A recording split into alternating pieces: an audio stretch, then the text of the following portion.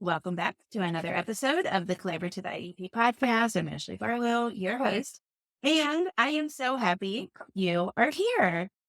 We've taken a little break from our walk through idea, that was really great. It was to kind of promote the conference, get excited about the conference, talk to some of the speakers that attended the conference, or that presented at the conference, and that was great. It was really nice to talk to those few people and to take a little break from this. We did do a special episode in the middle of those. I felt like the changes that were happening and that were anticipated or in some cases even feared at the federal level were eminently important enough that I wanted to run a special episode for you.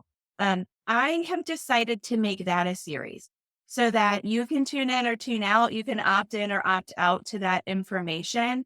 Um, so occasionally we will be posting episodes about changes or the threat of changes at the federal level, and possibly even its impact at the state, kind of this like DOE watch that we're doing.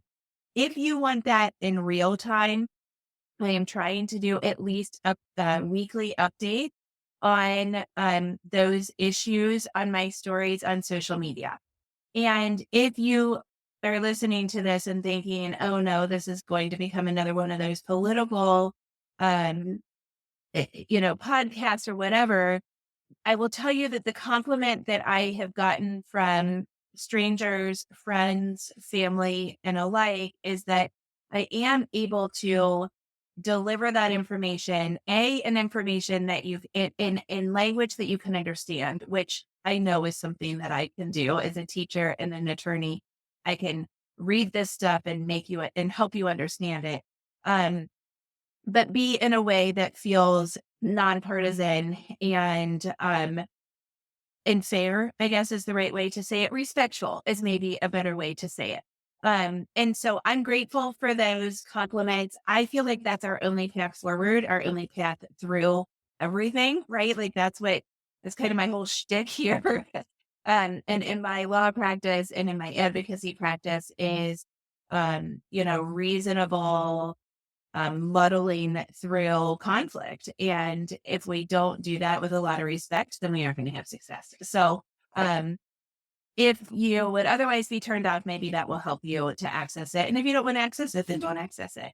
Um, Another little update is that I have been doing a little bit more in some of my weekly newsletters on, um, on kind of these topics. And I wanted to talk about one that was in the newsletter that came out on like the 25th of February or whatever, because I think this is really important that we understand this because a lot of people are saying, gosh, the changes are happening so fast. And right now I'm recording this on the 27th of February and it's been a reasonably quiet week by way of changes to the federal Department of Ed or things that impact it.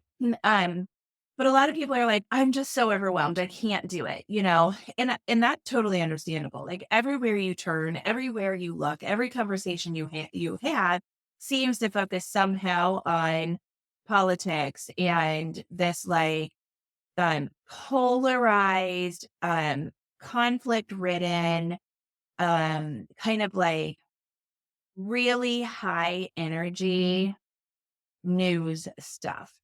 And here's what I would say to you is that so we all feel like that and that's normal, but that is intentional. So during the campaign, as well as during the kind of early days of his administration, President Trump has indicated that he intended to hit the ground running, to do all those executive orders, to go, go, go, go, go, go, go. Now, reasonable people that are advising him, and certainly as a business person, I would assume, and he'd assume anything, but it would be hard not to assume that um, anybody that does that would understand that a lot of those things were going to get challenged in courts and that was going to slow it down significantly. But the purpose of that, if we look at history and we look at what President Trump did in his first administration, as well as, what has happened in the history, um, is that they try to get us to be overwhelmed.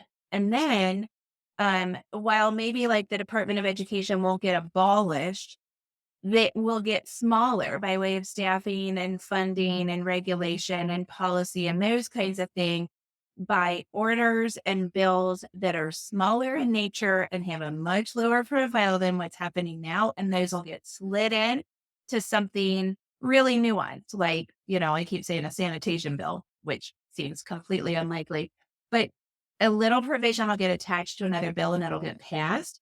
And so here's the thing, if stuff doesn't happen that is not on the radar of our big organizations, our national disability rights organizations. So we're talking National Down Syndrome Congress, National Down Syndrome Society, Autism Speak, the ARC, your protections and advocacy, your SPINs and USAIDs and Human Development Institutes. Let's see, who else do we have? You're all screaming about somebody, but those types of organizations, there's tens of them at the state and the federal level, for each state. They are aware of what's happening because there are people that are on Capitol Hill that are in committee meetings. They are in informal meetings. They are meeting with legislators. They are meeting with, other people within networks. And so it is my opinion that we choose media outlets that are comfortable to us, that we trust, and that we choose organizations that we trust, and that's all that we access. So I am trying really hard to not, I don't read every single post that I see on Instagram. I don't stop and look at the news every single time I see something, because what I see that like maybe something news broke, then I'm like, okay, I'm going to go to my resource to see if they have anything, because if it's important enough, my resource is going to have that. So that's what I have to say about that. So I think we cannot stick our heads in the sand, but I think we can protect the volume and the kind of information that we get, and that we can seek out information in ways that matches our interests and values.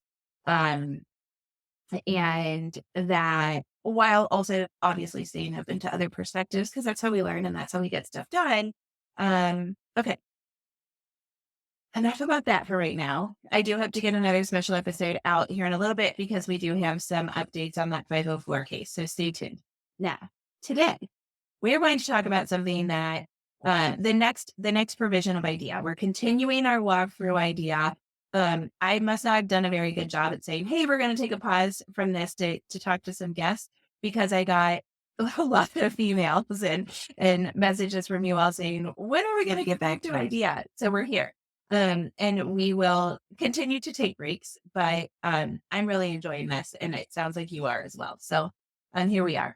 We have moved on to subchapter 2, which we knew we would get to soon. This is kind of like the beef of the K to 12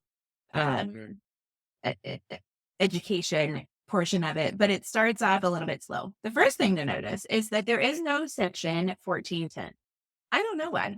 And I might take the time to look. It probably was repealed. Sometimes we use a section and then it gets repealed, but we don't fill it back in. But I don't know, maybe they left it blank. Sometimes they also leave some blank in order to like fill something in at the end of something. So that's possible. But we finished up subpart 1 with section 1409, and now we are on section 1411, which is the first section in subchapter 2. And the title of this is Authorization, Allotment, Use of Funds, and Authorization of Appropriation. Yes, we are talking about money. Yes, it is boring. Here's our plan. I'm going to give you an overview. I'm going to read very little to you. I'm going to reference the law less than I will in other sections. But I'm going to use this law to give you an opportunity to learn how to read a law, because I think this one is really helpful in learning how to read a law.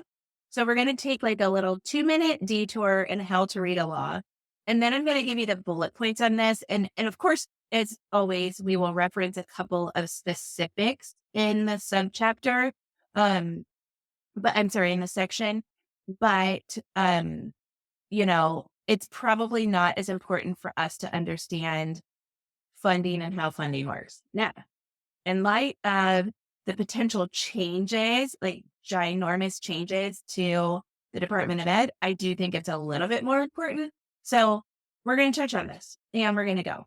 The first thing I want for you to know, I printed off just subsection. It's not subsection. It is a section. I printed off just section 1411. And on my printer, it was 12 pages. I did it from the Department of Ed's website on the printable view. And then I just highlighted just section 1411. I actually think it's easier to read on the indexed part. So I'm going to click back over to that. But 12 pages is a lot. And that's why I was like, oh, this is a great time to teach you how to read a law. Okay. So when I look at a law, I went over to the, I'm on the Department of Ed's website at .gov /idea/statute. And then I go into subchapter 2, which is part B. And I'm in section 1411, which is the first section of part B or subchapter 2. Okay. So I read the title and I'm like, oh, we're talking about money. That's going to be boring. But then I'm like, what? I need to find my way through this. I need to find what we're going to be talking about. So the first thing that I do is I see the first letter of the statute of this section is a little a that is encapsulated by parentheses. So open parentheses, a, close parentheses.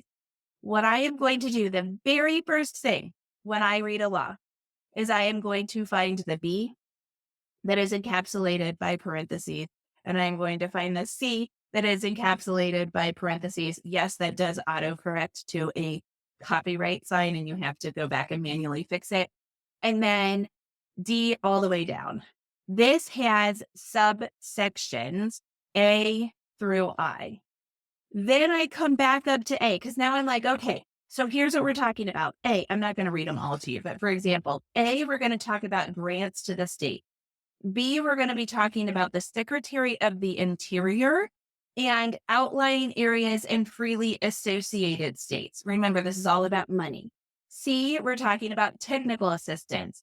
D, allocations to state. Okay, so I'm looking at like the main headings of those things. Once I've read A through I, then I'm going to go through. Remember, I'm just teaching you right now how to read a law so that the law makes sense to you. Okay. So then I'm going to go. Now, a big important thing here is that those are just titles. If they were not titles, if they looked like they were elements, in order to like apply the facts and situations in your life to a law, you have to look at the elements of the law. So eventually what you're always seeking out is the elements. How does my life get plugged into this law? What do I have to prove to say that I'm right and they're wrong? Okay. Or that I'm entitled to this, or that I don't deserve that ticket, or whatever the situation. Let me out of jail. Right.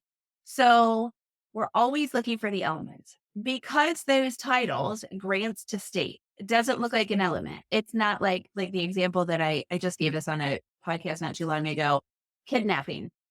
When you study for the law, they say there's two elements. There's a kid, there's a napping, and then they move on because it's like so easy. And everybody's like, what's a napping? Well, it's kidnapping. So it's the taking of something else and moving it from one spot to another. Not that hard to figure out. And the real lesson there is, it's probably not going to be on the bar exam. So I'm like, good. Those are just titles and my elements are going to be underneath that.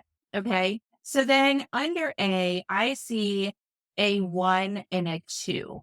So now I know A itself has two purposes. So the title to A is grants to state. And then within grants to state, there is a subsection 1 that says the purpose of those grants. And there is a subsection 2 that talks about the maximum amount that goes to the state. Okay.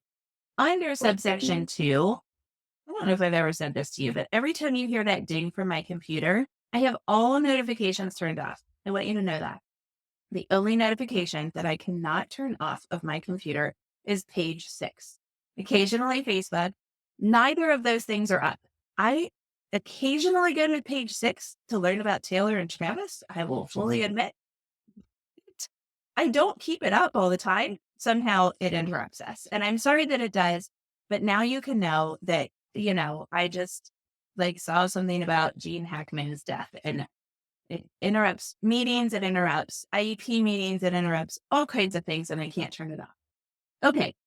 So under subsection 2, A was grants to states, B is maximum amount. Then there's an A and a B. And then under A, there is a little I, and then there is a big I, and we just keep following the Roman numerals of um, the law. Now, on both ways that you can view this on the IDEA website, the subsections get indented so it's easier to read. If you are reading this in an actual law book, then it's really hard to read it because it comes as a paragraph.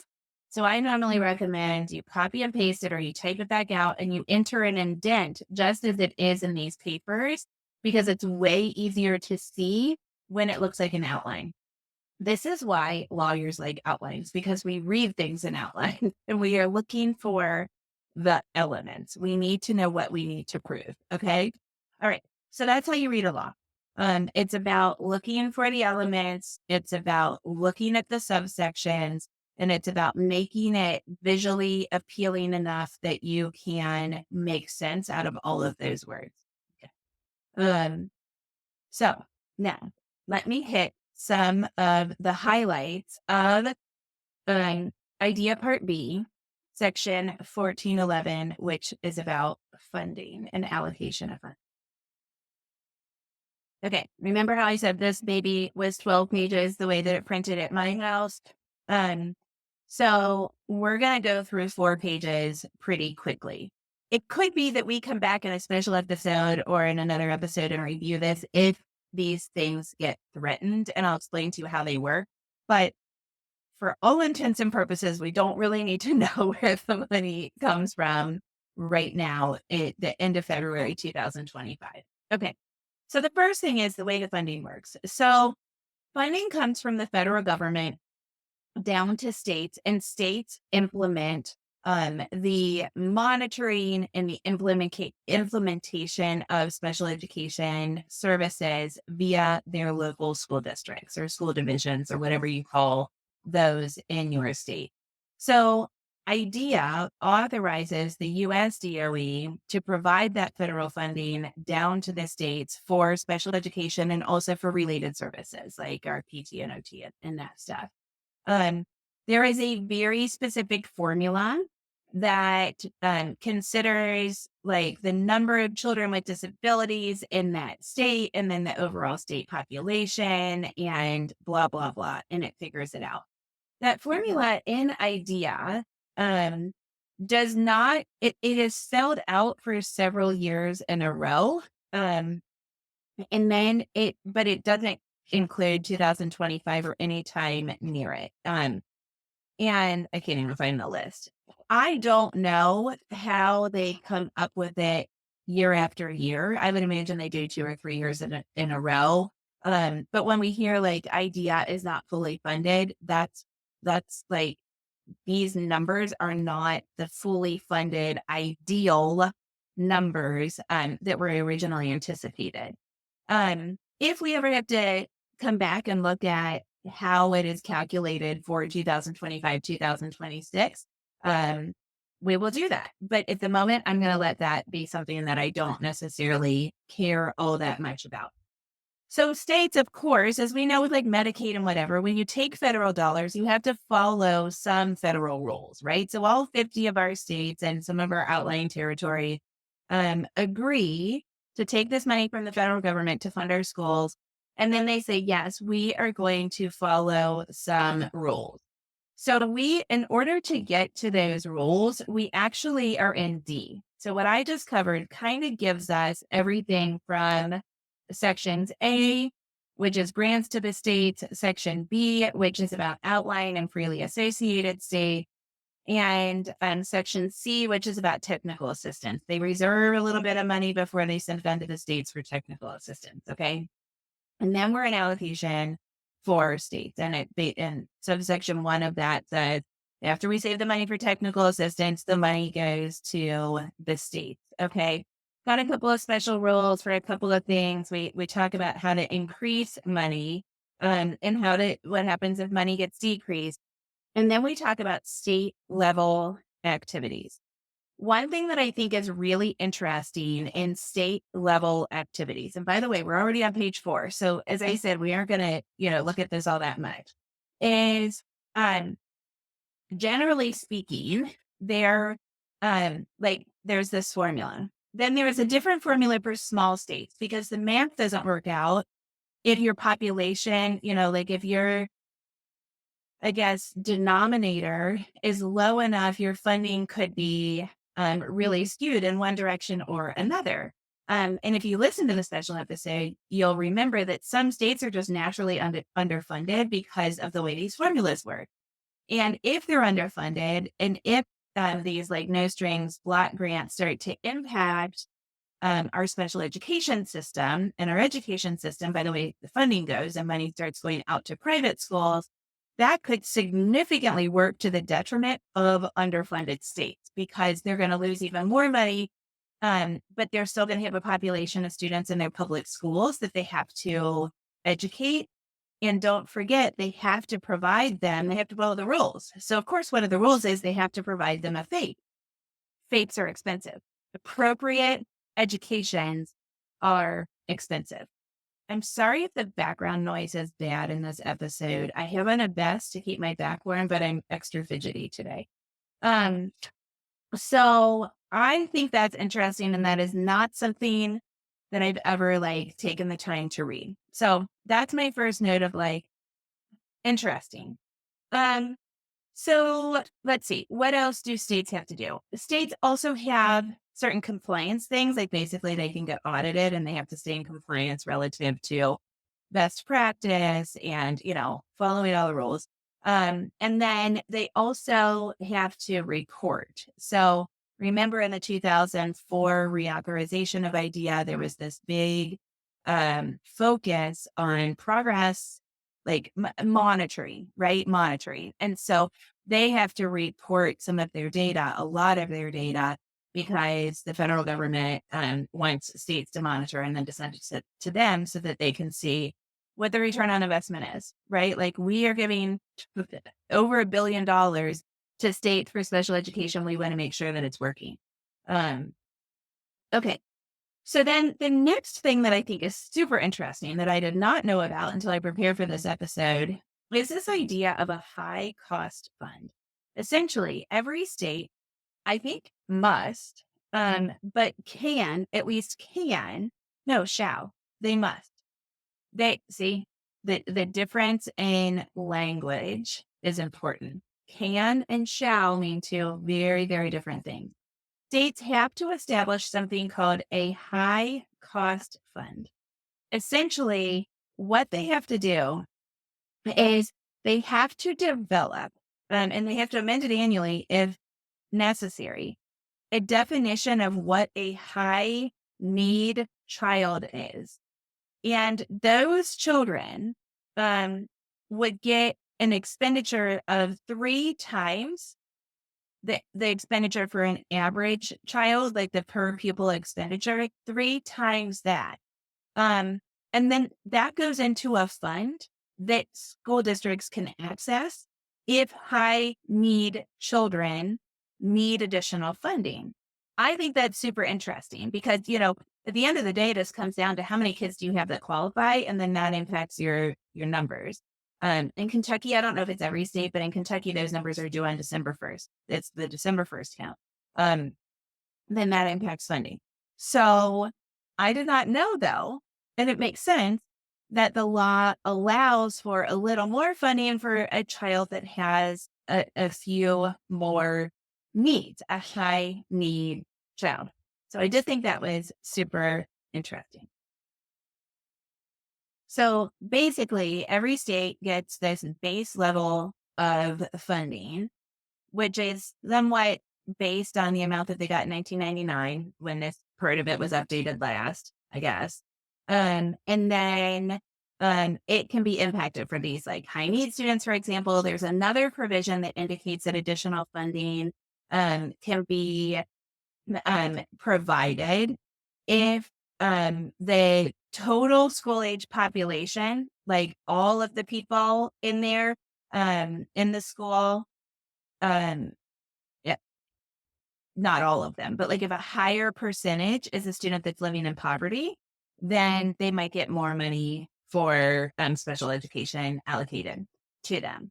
Um, and then, of course, there are rules about how the money flows from the federal government through the state departments of ed and other agencies, and then down into the actual schools. Because obviously, the state departments of ed, the Kentucky Department of Education for my kid, keep some money in order to pay salaries and to pay for initiatives and all of the things.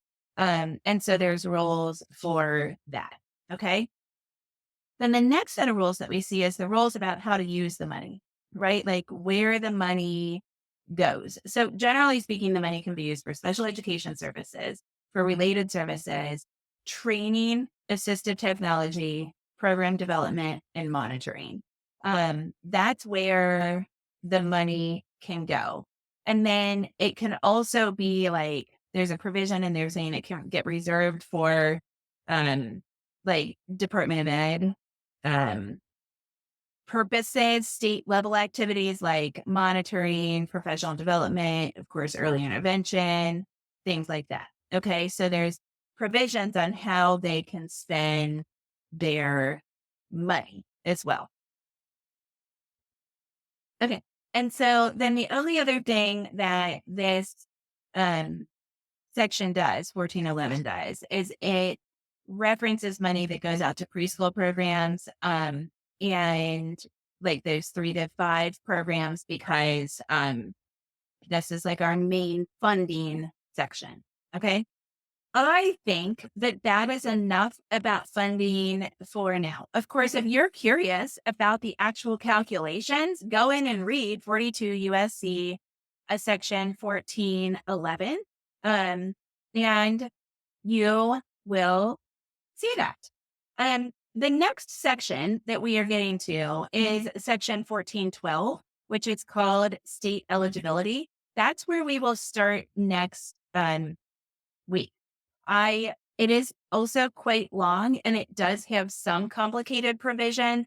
I've got it outlined. I am going to see if we can do the next 2 sections together. But I'm not sure if we can or can't. So when the title comes out, you will know if I was able to do it or not. This is as much of a learning experience for me as it is for you, but I do think it could be helpful and I'm really grateful for your feedback indicating that to date it has been. So the last announcement, I think we are going to run a commercial in here, but here's a live commercial indicating there are still conference tickets available. If you missed our conference and you would like access to it, you are more than welcome to purchase an all access pass ticket. You can do it on the website, thecollaborativeiep.com. If you find us easier on Instagram, go to Instagram, find me, and then go to my link in bio and you can buy a ticket there. The all access pass gives you access for 24 hours. I did not watch the sessions this year until it was happening live because of timing. I have to stay pretty available on conference days to like monitor the chat and stuff. And so I was like, I better just kill 2 birds with one stone. And I really trusted the speakers this year. I knew all of them pretty well. I was blown away by some of these presentations. Megan Pinchback's presentation on reading. You guys, I went to a half-day conference. I went to a full-day conference that she presented at. She did the first half day. And it was for attorneys and advocates. I promise you that the 45 or 50-minute presentation that she just did for my conference has like 80% of those slides. And I mean, they are chock full of information. I couldn't believe she could get that much information about reading and the science of reading and Martin Gillingham instruction and specific like things for children with dyslexia into a presentation that quickly. And then the information about PDA, like PDA right now is pathological demand avoidance is the thing that is impacting my practice the most right now. And I think it's something that schools are really struggling with. The information about PDA in like the 4 sessions that cover PDA and neurodiversity affirming practices was like so incredibly good, totally speaking my language, totally mimics what I do in IEP meetings, but also like I learned at least 3 things in each one of those, presentations, or at least 3 things that I was like, "Yes, I'm gonna change the way I say that," or, "That's a really interesting take on it. I wonder if that would work in a meeting." So I'm so grateful to my presenters, and to you. This was our biggest conference by far, like, humongous success. So anyway, enough rambling. If you are interested in joining, the All Access Pass will give you, um access to the conference for 1 year. And chef's kiss. It was awesome. I hope you have a great week. I will see you next week, same time, same place.